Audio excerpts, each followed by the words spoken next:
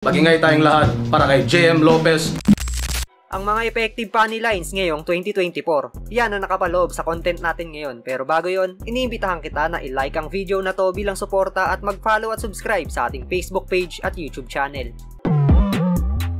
Kamakailan nga ay nag-upload tayo ng content patungkol sa mga solidong ender lines ng mga battle MC. Pero syempre kung mayroong mga solidong bara, hindi pwedeng mawala ang mga classic na jokes. Kaya naman tara at ating panoorin ang mga nakakatawang linya ngayong 2024. At ang una sa ating listahan, ang kaka-upload lang na battle ni Sinyo at Shernan. Bukod sa pagiging number 1 at number 2 most viewed battle MC sa buong mundo, ay kilala rin si Shernan at Sinyo bilang mahusay na joker sa liga. At sa naging tapatan nila ay hindi nila binigo ang mga nanonood dahil sobrang naging classic ang laban.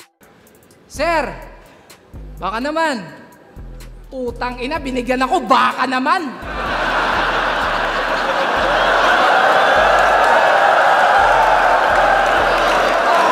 Ano to, lokohan? Di ata tayo nagkakaintindihan. Di ko yan gustong kalaban. Hinihingi ko, veterano. All gods, binigyan mo ako, batikan.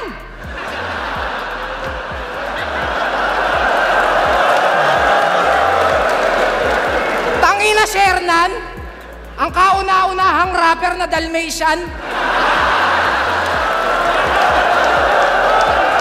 Maawa ka sa misis mo, brother. Baka pwedeng pakiconsider. Paano pag binabakhag ng partner? Parang magpapalit ng galon sa water dispenser.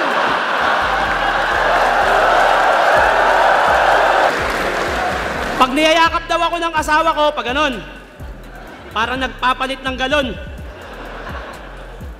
Ano ba naman yan? Mamaya pag niyakap ka ni B, sabihin niya, totoo ba yung mga sinabi ni Shernan?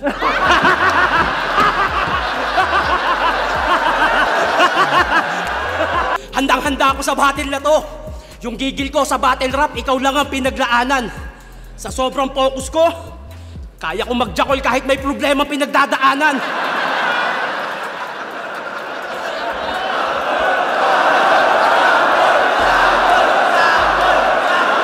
Isa pang pangmalakasang funny lines ay yung ginawang flick G-bars ni Tipsy D kontra kay Batang Rebelde. Solido yung pagkakabuo ng storytelling tapos kada two-liner ay pumapasok yung punchline. Ipinakita ni Tipsy dito na flexible pa rin siya kahit matagal itong nagpahinga. Papasok ako sa inyong tahanan. Pagpasok ko, iiwanan kong bukas yung pintuan. Pagsigaw ng lalabas yung aircon ng nanay mo, kukwelyuhan ko at sasabing, edi habulin mo!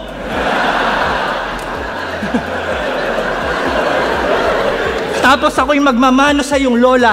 Hahainan ko siya ng tinola na sa panabong ng tatay mo yari. Unang higop, laslas bunganga, di ko inalis yung tare. At yung lolo mo na may asma, hirap sa paghinga, kinulong ko sa aparador. Hanggang sa may narinig akong sumisigaw na galit, umuwi na pala yung tatay mong kargador. Sabi niya, hoy, ano ba kayo? Nasaan ba yung nanay nyo? Ba't nagpapasok kayo dito ng ex-con? Kinuwelyuhan ko siya at sinabing wala, umalis, hinabol yung aircon. Tangina ang gulo sa bahay nyo. Pero kahit ano bang plano meron ka, slack mo na to boy, malabo kang maging banta. Wala akong pakialam kung sino ka pang Poncio Pilatong diamante sa underground. Kayang-kaya kita isanla! Ang ina mo, sumadaling kita sa tambunti. Kung ako, sumobra lang yung baba na tumubo. Si Aser yung ilong, sa baba na lang tumubo. Tapos kala mo kung sinong lalim-lalima na battle rapper? Nalulunod naman agad pag umiinom sa battle water. Tangina. Isa rin sa panggulat moments ay yung ginawa ni Cripply kontra kay Fruz. Grabe yung ipinakita niyang effort dito. Nagpakalbo pa talaga siya para mas maging effective yung pagkakadeliver ng linya. At hindi naman nasayang yon dahil naging maganda ang kinalabasan. Sobrang lap trip ng Tupac, tubugoy na koy-koy na linya. Iba dating kutol, iba si Cripply pag bumungad. Laging may bagong pakulo, parang pagbabarista inatupag. Di mahulaan bawat sulat, laging may crowd kapag naggulat. Kaya si Snoop Dogg ay no match, ngayong natapat siya kitupak.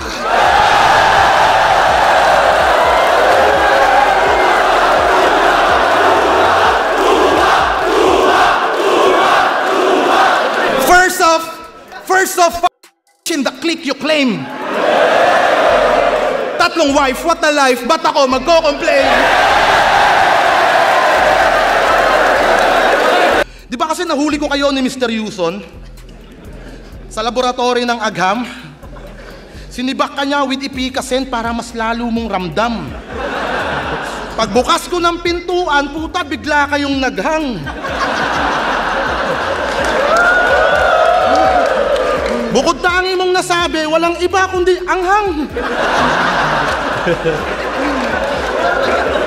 Idagdag pa natin sa witty jokes ay yung mga Bisaya lines ni Vitrum kontra kay Marshall Bonifacio. Matalinong panglalait yung literal na ginawa niya dito. Sobrang naging effective yung mga linya na binibitaw niya, tapos bumagay pa sa nabuo niyang karakter. Tsaka gusto kong magaling para kumita. Lalagyan mo limitasyon. Pag Tagalog, bawal na itin Bisaya. Tangina, diskriminasyon! Tsaka, papaawa pa. Ganito nga yung senaryo, tanga ka. Pag naligaw sa Manila, ay, Bisaya ka pala. Tulungan na kita. Pag nag-foul sa basketball, ay, Bisaya maglaro, tangina.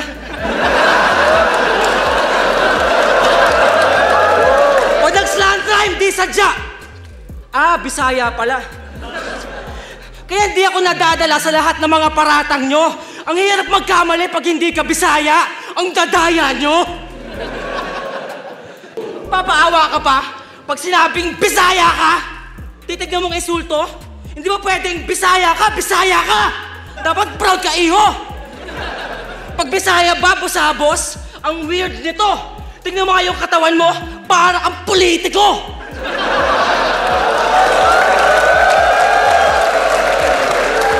Para kang mayor na may illegal na payroll!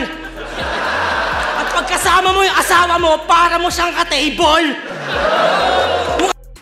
Style clash yung naging laban ni Jonas at Plasma. Horrorcore kontra sa jokes, yan ang naging takbo ng battle. Pero kita na sa kabuuan ng laban ay mas lumamang yung pagiging komedyante ni Jonas at mas nangibabaw yung mga pamatay niyang jokes. Sobrang kulit talaga mag-isip ni Kuya Jojo at napakalawak ng imahinasyon. Pag eto naging mandurukot sa baklaran, matindi to. Magugulat ka na lang bigla, wala na yung kidney mo.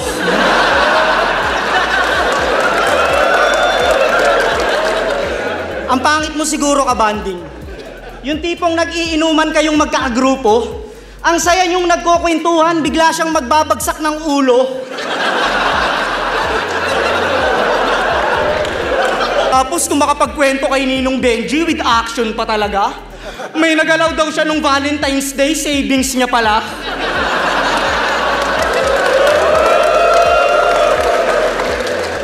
Alam mo kung bakit walang pumapatol sa'yo, Abno? Pag nanligaw ka, bulaklak dalhin mo, wag bungo.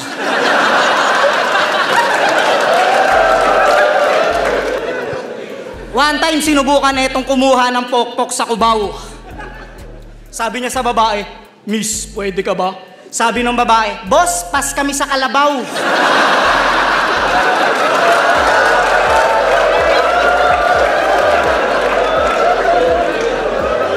Kita mo? Pati babaeng bayaran, ayaw kang tanggapin. Ikaw pa babayaran ng babae, wag mo lang siyang galawin.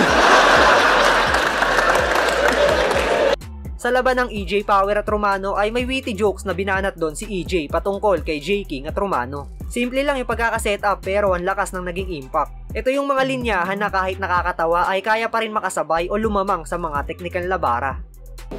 Alam mo, kayo ni J King, meron kayong comparison. Yung anak mo, kamukha niya, yun yung comparison.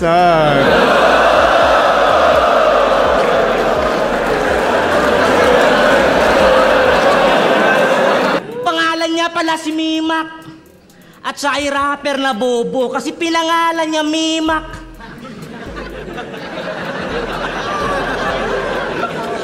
Tulog Thailander na ngongo. Mimak ka muna.